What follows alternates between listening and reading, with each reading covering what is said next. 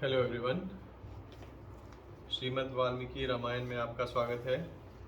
पिछली बार हम लोगों ने चैत्र मास में रामायण पठन और श्रवण का महात्म्य, कलिक नाम के व्याध और उत्कंडक मुनि की कथा सुनी और उसके बाद रामायण के नवाह श्रवण की विधि, महिमा और उसके फल का वर्णन सुना।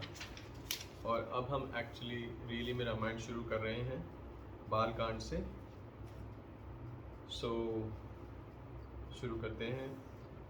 श्री सीता रामचंद्र चंद्राभ्याम नमः। श्री वाल्मीकि रामायणम बालकांडम प्रथमः सर्गः। नारद जी का वाल्मीकि मुनि को संक्षेप में श्री रामचरित्र सुनाना। नारद जी द्वारा, नारद जी का वाल्मीकि को, वाल्मीकि वो हैं जिन्होंने ये किताब लिखी है। ओम तपः स्वाध्याय निरंतम तपस्वी वागविंदाम वरम नारदम परिप्रच्छ वाल्मीकिर मुनिर पुंगवम। तपस्वी वाल्मीकि ने तपस्या और स्वाध्याय में लगे हुए विद्वानों में श्रेष्ठ मुनिवर नारद जी से पूछा, को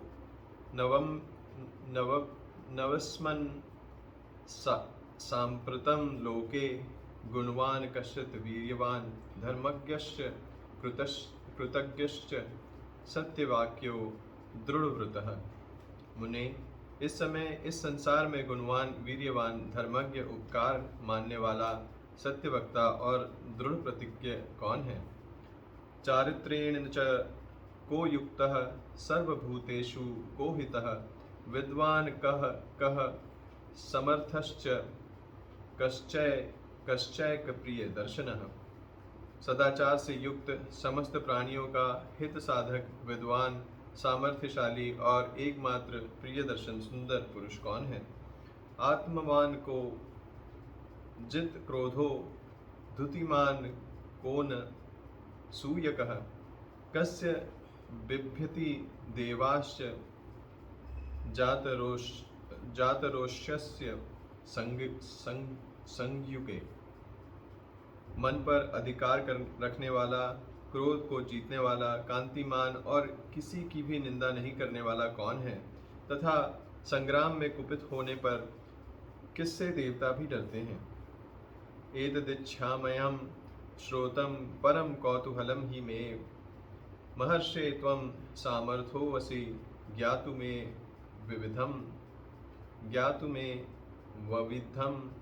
नरम। महर्षि, मैं यह सुनना चाहता हूँ, इसके लिए मुझे बड़ी उत्सुकता है और आप ऐसे पुरुष को जानने में समर्थ हैं। श्रुत्वा चित्तित्रलोकज्ञो वाल्मीके नारदो वचः श्रूयतामिति चान्द्रमनस्य चामन्त्र प्रहष्टो वाक्यम ब्रवीत। महर्षि वाल्मीकि के इस वचन को सुनकर तीनों लोगों का ज्ञान रखने वाले नारद जी ने उन्हें संबोधित करके कहा, अच्छा सुनिए, और फिर प्रसन्नतापूर्वक बोले, बहो दुर्लभाश्चैव ये त्वा कीर्तिता गुणाः मुने वृक्षयाम्यहं बुद्ध्वा तैर्युक्तः श्रुतताम नरः। मुने, आपने जिन बहुत से दुर्लभ गुणों का वर्णन किया है, उनके युक्त पुरुष को मैं विचार करके कहता हूँ, आप सुनो। इक्ष्वाकुं वंश प्रभवो रामो नाम जनैः श्रुता नित्यात्मा महावीर्यो धुतिमान वशी। इक्ष्वाकु के वंश में उत्पन्न हुए एक ऐसे पुरुष हैं जो लोगों में राम नाम से विख्यात हैं। वे ही मन को वश में रखने वाले महाबलवान, कीर्तिमान, कांतिमान, धैर्यवान और जितेंद्रिय हैं। बुद्धिमान, नीतिमान, वाग्यमी, श्रीमान, शत्रु निर्बृहण, विपुलांसो, महाबाहु, कंबुग्रीवो, महाहनु। वे बुद्धिमान, नीतिज्ञ, वक्ता, शोभायमान तथा शत्रु संहारक हैं। उनके कंधे मोटे और भुजाएं बड़ी बड़ी हैं।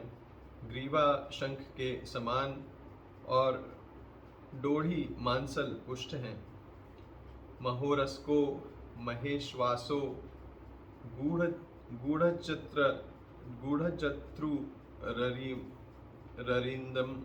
ररिंदमः आजान बाहु सुशिराः सुललाटः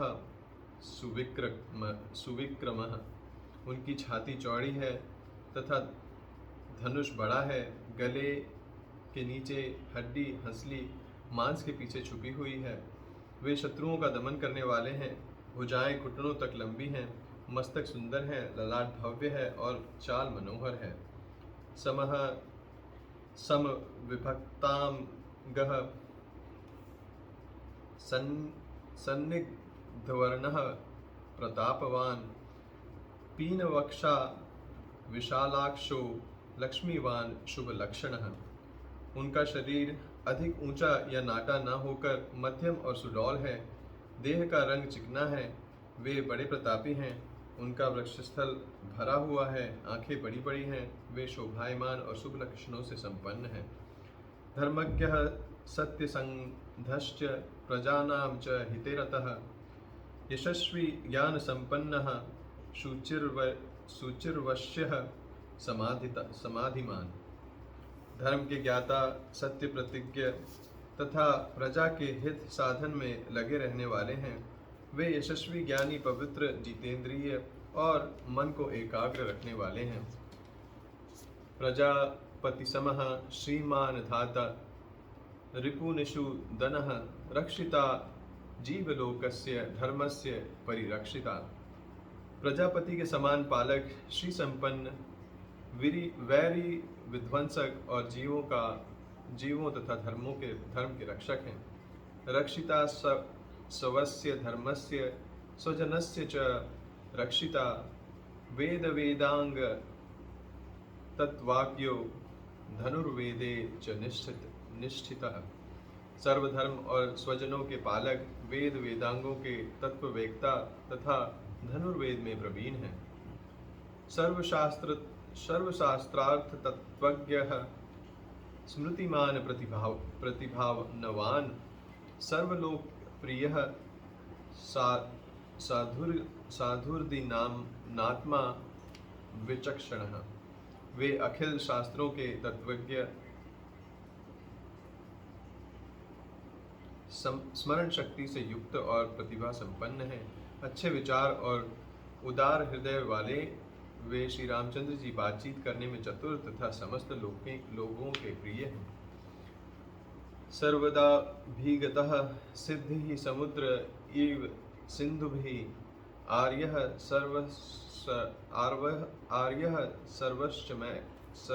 सर्वसमश्चैव सदैव प्रिय दर्शनः। जैसे नदियां समुद्र में मिलती हैं, उसी प्रकार सदा राम से साधु पुरुष मिलते रहते हैं। वे आर्य एवं संबंध में समान भाव रखने वाले हैं। उनका दर्शन सदा ही प्रिय मालूम होता है। सच सर्वगुणोपेतेः पेतः कौसल्यानंदन वर्धनः समुद्र इव गांभीर्ये धैर्येण हिमवानिव। संपूर्ण गुणों से युक्त वे श्री रामचंद्र जी अपनी माता कौशल्या के आनंद बढ़ाने वाले हैं। गंभीरता में समुद्र और धर्म में हिमालय के समान हैं। विष्णु नाम सुदर्शो वीर्ये सोमवप्ति प्रिय दर्शनः कालाग्नि सुदृशः क्रोधे शमया पृथ्वी समः धन देन समस्त्यागे सत्य धर्म एवापरः। वे विष्णु भगवान के समान बलवान हैं। उनका दर्शन चंद्रमा के समान मनोहर प्रतीत होता है। वे क्रोध में कालाग्नि के समान और क्षमा में पृथ्वी के सदृश हैं। त्याग में कुबेर और सत्य में द्वितीय धर्मराज के समान हैं। तमेवंगुणा संपन्नम रामम सत्य पराक्रमम ज्येष्ठम ज्येष्ठ गुणैर्युक्तम प्रियं दशरथः सुतं प्रकृतीनां हैतिर्युक्तं प्रकृतीनां हृतयुक्तं प्रकृतिप्रिया काम्यया यवाराज्येन संयोक्तमैच्छत् प्रीत्या महीपतिः।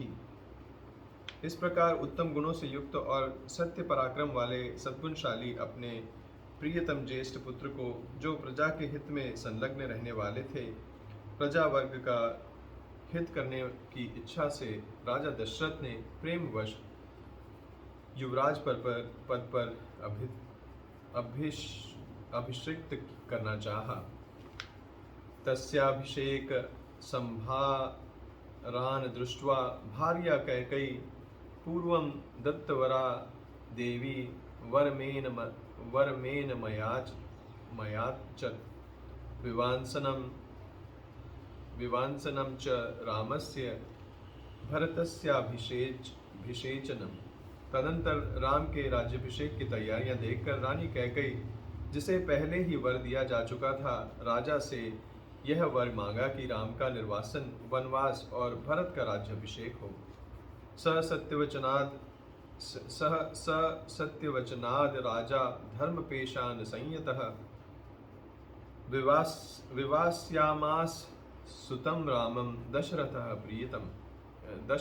प्रियम। राजा दशरथ ने सत्य वचन के कारण धर्म बंधन में बंधकर प्यारे पुत्र राम को वनवास दे दिया।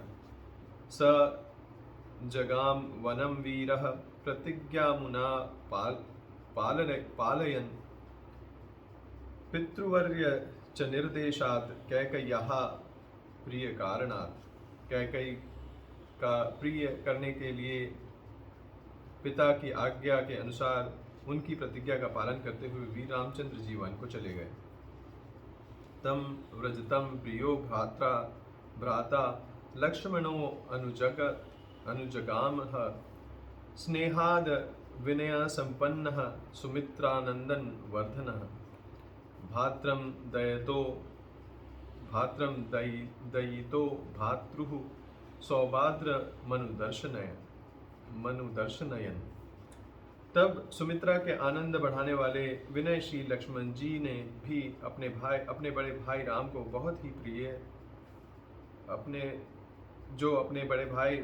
बहुत ही प्रिय थे, अपने संबंध तत्व का परिचय देते हुए स्नेहवश वन को जाने वाले बंधुवर राम का अनुसरण किया।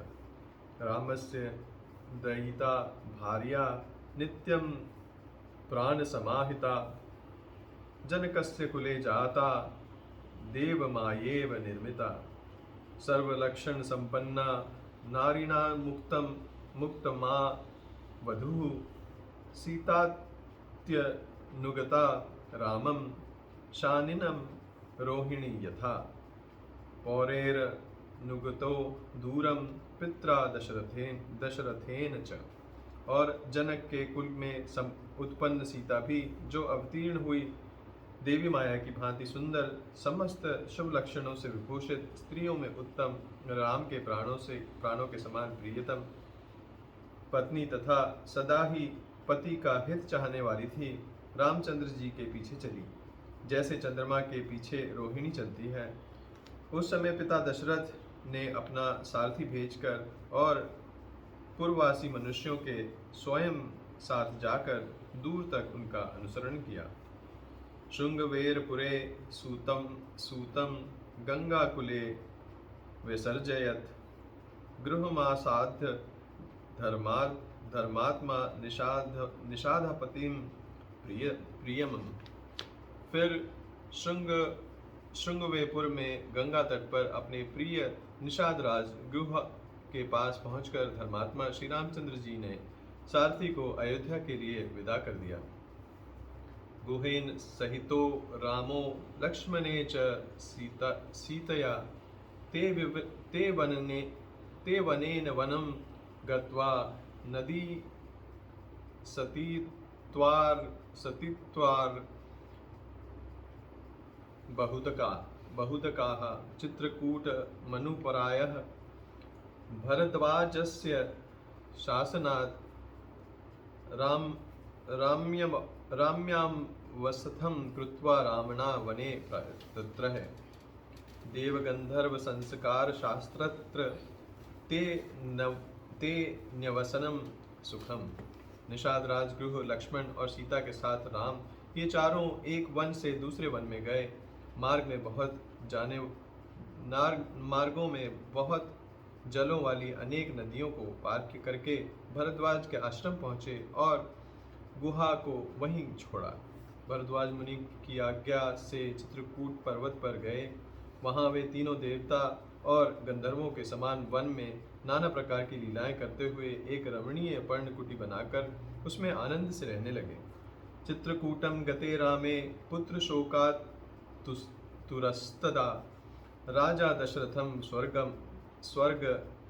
दशरथम स्वर्गम जगाम विलपनसुतम। राम के चित्रकूट चले जाने पर पुत्र शोक से पीड़ित राजा दशरथ उस समय पुत्र के लिए उनका नाम ले लेकर विलाप करते हुए स्वर्गगामी हुए। गते तु तस्मिन् भरतो वशिष्ठ प्रमुखै द्विजय दीर्घजय नियुज्यमानो राज्याय नैच्छेद राज्यम महाबलः स जगाम वनम वीरो रामपाद प्रसादकः। उनके स्वर्ग गमन के पश्चात वशिष्ठ आदि प्रमुख ब्राह्मणों द्वारा राज संचालन के लिए नियुक्त किए जाने पर भी महाबलशाली वीर भरत ने राज्य की कामना न करके पूज्य राम को प्रसन्न करने के लिए वन को ही प्रस्थान किया। गत्वा तु स महात्मनं रामं सत्य पराक्रमं अयाचद भरतं राममार्य भाव पुरस्कृतः। त्वमेव राजा धर्मज्ञ इति रामं वचो अब्रवीत। वहां पहुंचकर सद्भावना युग भरत जी ने अपने बड़े भाई सत्य पराक्रमी महात्मा राम से याचना की और यों कहा, धर्मज्ञ आप ही राजा हों। रामो अपि परमोदारः सुमुखः समुहायशः न चैत्य पित्रादेशाद राज्यम रामो महाबलः। पादुके चास्य राज्याय न्यासं दत्वा पुनः पुनः निर्वत्यामास ततो भरताग्रजः। परंतु महान यशस्वी परम उदार प्रसन्न मुख महाबली राम ने भी पिता के आदेश का पालन करते हुए राज्य की अभिलाषा न की और उन भरताग्रजन ने राज्य के लिए न्यास चिन्ह रूप में अपनी खड़ाऊ भरत को देकर उन्हें बार बार आग्रह करके लौटा दिया। सकामना वाप्यैव रामपाद वपु स्पृशनः नंदीग्रामो करदो राज्यम रामागमन काक्षया। अपनी अपूर्ण इच्छा को लेकर ही भरत राम के चरणों का स्पर्श किया और राम के आगमन की प्रतीक्षा करते हुए वे नंदीग्राम में राज्य करने लगे। गते तु भरते श्रीमान सत्यसंधो जितेन्द्रियः रामस्तु पुनरालक्ष्य नागरस्य जनस्य च तत्र मनोमेकाग्रो दंडकान प्रविवेशः। भरत के लौट जाने पर सत्य प्रतिज्ञ जितेंद्रिय श्रीमान राम ने वहाँ पर पुनः नागरिक जनों का आना जाना देखकर उनसे बचने के लिए एकाग्र भाव से दंडकारण्य में प्रवेश किया। प्रविश्य तु महारण्यम रामो राजीवलोचनम विराधम राक्षसम हत्वा शरभंगम ददर्शः सुतीक्ष्णं चाप्यगत्स्यं च अगत्स्य भ्रातरं तथा। उस महान वन में पहुंचने पर कमल लोचन राम ने विरोध नामक राक्षस को मारकर कमल लोचन राम ने विराध नामक राक्षस को मारकर शरभंग, सुतीक्ष्ण अगस्त्य मुनि तथा अगस्त्य के भ्राता का दर्शन किया। अगस्त्य वचनाच्चैव जग्राहैद्रं शरासनं खड्गं च परम प्रीतिस्तुनि चाक्षयसायको। फिर अगस्त्य मुनि के कहने से उन्होंने इंद्र धनुष, एक खंग और 2 तुनीर जिनके बाण कभी नहीं घटते थे प्रसन्नतापूर्वक ग्रहण किए। ववत्सतस्य रामस्य वने वनचैरेः सह ऋष्यो वा भग्यागमन सर्वे वधाय सुररक्षसाम्। एक दिन वन में वनचरों के साथ रहने वाले श्री राम के पास असुर तथा राक्षसों के वध के लिए निवेदन करने को वहां सभी ऋषि आए। स तेषां प्रतिशुश्राव राक्षसानां तदा वने प्रतिज्ञातश्च रामेण वधः संयति रक्षसाम्। ऋषीणां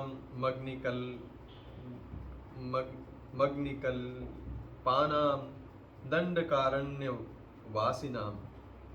उस समय वन में श्री राम ने दंडकारण्य वासी अग्नि के समान तेजस्वी उन ऋषियों को राक्षसों के मारने का वचन दिया और संग्राम में उनके वध की प्रतिज्ञा की। तेन तत्रैव वसता जनस्थान निवासिनी विरूपिता शूर्पणखा राक्षसी कामरूपिणी। वहाँ ही रहते हुए श्री राम ने इच्छानुसार रूप बनाने वाली जनस्थान निवासिनी शूर्पणखा नाम की राक्षसी लक्ष्मण के द्वारा उसकी नाक काटकर कुरूप कर दिया। ततः शूर्पणखा वाक्यार्धुताक्तनं राक्षसान् खरं त्रिशीरसं चैव दूषणां चैव राक्षसं निजधान रणे रामस्येतेषां चैव पदानुगान। तब शूर्पणखा के कहने से चढ़ाई करने वाले सभी राक्षसों को और खर दूषण त्रिशिरा तथा उनके पृष्ठपोषक असुरों को राम ने युद्ध में मार डाला। वने तस्मिन् निवासता जनस्थान निवासिनां राक्षसां निहत्यासन सहस्राणि 14। उस वन में निवास करते हुए उन्होंने जनस्थानवासी 14,000 राक्षसों का वध किया। ततो ज्ञाति वधम श्रुत्वा रावणः क्रोधमूर्छितः सहायं वर्यामास मारीचम नाम राक्षसम। तदंतर अपने कुटुंब का वध सुनकर रावण नामक राक्षस क्रोध से मूर्छित हो उठा और उसने मारीच राक्षस से सहायता मांगी। वार्यमाणाः सुबाहुषो मारीचेन स रावणः न विरोधो बलवता क्षमो रावण तेन ते आनदृत्यतु त्वदाख्यं रावणः कालचोदितः जगाम समारिश्चस्तस्य श्रमपदं तदा। यद्यपि मारीच ने यह कहकर कि रावण उस बलवान राम के साथ तुम्हारा विरोध ठीक नहीं है, रावण को अनेकों बार मना किया, परंतु काल की प्रेरणा से रावण ने मारीच के वाक्यों को टाल दिया और उसके साथ ही राम के आश्रम पर गया। तेन माया वीना दूरम पवाह नृपात्मजो जहार भार्य रामस्य ग्रंथ हत्वा जटायुषम। मायावी मारीच के द्वारा उसने दोनों राजकुमारों को आश्रम से दूर हटा दिया और स्वयं राम की पत्नी सीता का अपहरण कर लिया। जाते समय मार्ग में विघ्न डालने के कारण उसने जटायु नामक गृध्र का वध किया। रुद्रम च निहितं दृष्ट्वा हृतां श्रुत्वा च मैथिलीं राघवः शोक संताप्तो विललापाकुलेन्द्रियः। तत्पश्चात जटायु को आहत देखकर और उसके मुख से सीता का हरण सुनकर श्री रामचंद्र जी शोक से पीड़ित होकर विलाप करने लगे। उस समय उनकी सभी इंद्रियां व्याकुल हो उठी थी। ततस्तेनैव शोकेन ग्रंथ दग्ध्वा जटायुषं मार्गमाणो वने सीतां राक्षसं संदर्शशः। कबंधं नाम रूपेण विकृतं घोरदर्शनं तं निहत्य महाबाहुर्ददाह स्वर्गदश्च स। फिर उसी शोक में पड़े हुए उन्होंने जटायु गृध्र का अग्नि संस्कार किया और वन में सीता को ढूंढते हुए कबंध नामक राक्षस को देखा, जो शरीर से विकृत तथा भयंकर दिखने वाला था। महाबाहु राम ने उसे मारकर उसका भी दाह किया, अतः वह स्वर्ग को चला गया। सचास्य कथयामास शबरीं धर्मचारिणीं श्रमणां धर्म निपुणां भिगच्छेति राघव।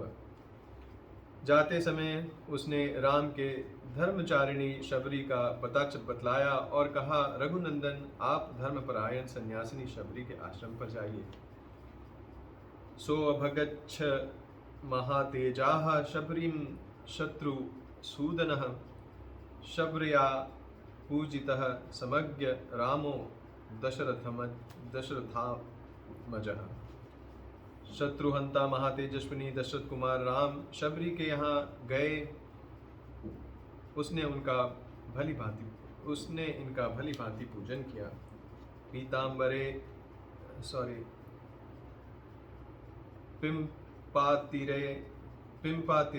पंपातीरे हनुमंता संगतो वानरेण हनुमद्वचना चैव सुग्रीवेन समागतः।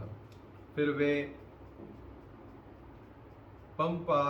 पंपासर के तट पर हनुमान नामक वानर से मिले और उन्होंने उन्हीं के कहने से सुग्रीव से भी मेल किया। सुग्रीवाय च तत्सर्वं संसद्रामो महाबलः आदितस्तद यथावृतं सीतायाश्च विशेषतः। तदंतर महाबलवान राम ने आदि से ही लेकर जो कुछ हुआ था वह और विशेषतः सीता का वृत्तांत सुग्रीव से कह सुनाया। सुग्रीवश्चापि तत्सर्वं श्रुत्वा रामस्य वानरः चकार संख्यं रामेण प्रीतश्चैवाग्नि साक्षिकम्। वानर सुग्रीव ने राम की सारी बातें सुनकर उनके साथ प्रेम पूर्वक अग्नि को साक्षी बनाकर मित्रता की। ततो वानराज्येन वैरानुकथनं प्रति रामाय वेदितं सर्वं प्रणयाद दुखितेन च। उसके बाद वानरराज सुग्रीव ने स्नेहवश वाली के साथ वैर होने की सारी बातें राम से दुखी होकर बतलाई। प्रतिज्ञातं च रामेण तदा वालिवधं प्रति वालिनश्च बलं तत्र कथयामास वानरः। सुग्रीवः संकितश्चासिन्नित्यं वीर्येण राघवे। उस समय राम ने वाली को मारने की प्रतिज्ञा की। तब वानर सुग्रीव ने वहां वाली के बल का वर्णन किया, क्योंकि सुग्रीव को राम के बल के विषय में बराबर शंका बनी रहती थी। राघव प्रत्यार्थम तु दुदुम्भेः कायमुत्तमं दर्शयामास सुग्रीवो महापर्वत सन्निभम। राम की प्रतीति के लिए उन्होंने दुदुम्भी दैत्य का महान पर्वत के समान विशाल शरीर दिखलाया। उत्समस्यत्वा महाबाहु प्रेक्ष्य चाक्षी महाबलः पादं गुष्ठेन चिक्षेप संपूर्णम 10 योजनम। महाबली महाबाहु श्री राम ने तनिक मुस्कुराकर उस अस्थि समूह को देखा और पैर के अंगूठे से उसे 10 योजन दूर फेंक दिया। बिभेद च पुनस्तालान सप्तैकेन महेशुना गिरिं रसातलं चैव जनयन् प्रयत्यम तदा। फिर एक ही महान बाण से उन्होंने अपना विश्वास दिलाते हुए 7 ताल वृक्षों को और पर्वत तथा रसातलों को बींध डाला। ततः प्रीतमानस्तेन विश्वतः स महाकपिः किष्किंधा राम सहितो जगमा च गृहम तदा। तदंतर राम के इस कार्य से महाकपि सुग्रीव मन ही मन प्रसन्न हुए और उन्हें राम पर विश्वास हो गया। फिर वे उनके साथ किष्किंधा गुहा में गए।